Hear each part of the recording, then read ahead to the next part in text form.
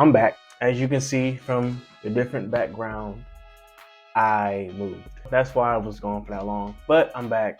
So going back to talking about what I would change about the Marvel movies in Phase 4, I'm going to skip Spider-Man because that was a great movie and go directly to Doctor Strange.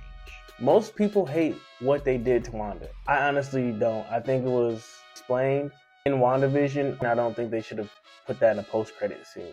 But they gave her a reason why she kind of regressed. And also, that's just grief. You know, sometimes people regress, and especially if you're grieving alone, which she was. Not to mention she had the Darkhold. If all of the heroes in the one universe had to kill Doctor Strange because of what the Darkhold did to him, that lets you know how corrupting the Darkhold is. And it makes sense how Wanda changed. Like that made perfect sense to me. I'm completely fine with that. And I also like how her character arc ended and she should be dead. There's no other story for her to be told in the MCU. She's too strong just to be sitting around. In the beginning of the movie, she didn't care about anybody else's life. She lost everybody and she wanted that one thing, which was her kids, that would bring her happiness. Albeit she seen through her own eyes, she was going to take her kids from a different Wanda, allowed her to see that he was doing a bad thing. So that makes perfect sense.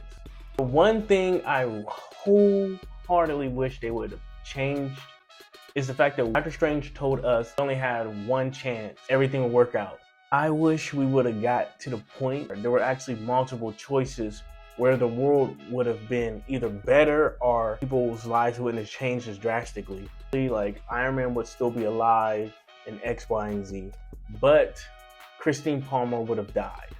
And he didn't want that one possibility because he couldn't live without Christine Palmer. Even if he didn't have her, he didn't want a world without her.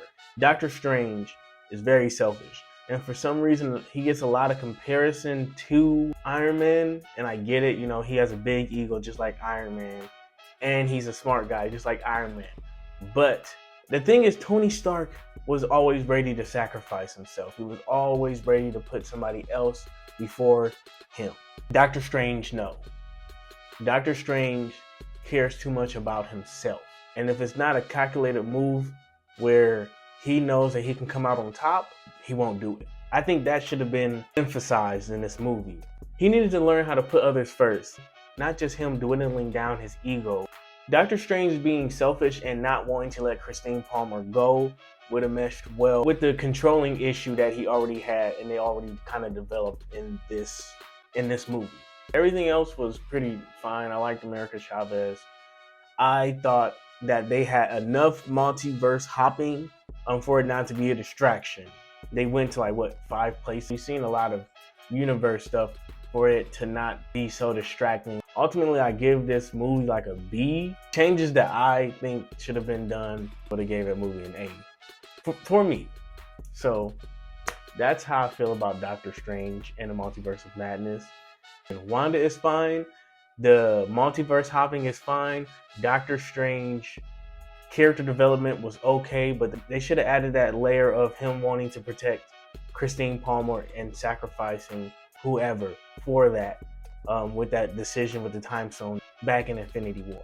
I thought that would have tied everything together really nicely and gave him an even more character arc to where now he has this guilt and now he has a reason to move forward with things because what happened in the world is kind of his fault. Next video will be on Thor 4 and there's a lot to say about Thor 4.